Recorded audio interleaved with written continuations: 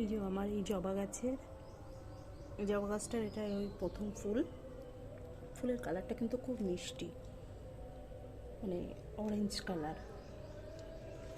এই যে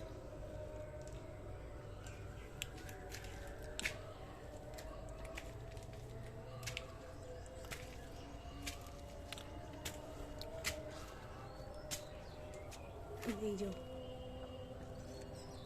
পদ্ম গাছে জলপদ্ম দুটো কুড়ি এসছে।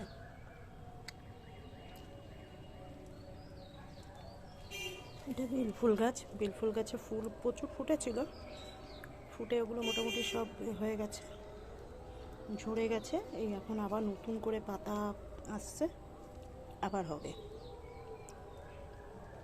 আর এই যে পদ্ম গাছের জলপদ্মর এই কুড়ি দেখালাম। এরপর যখন ফুল হবে তখন ফুলে দেখাবো।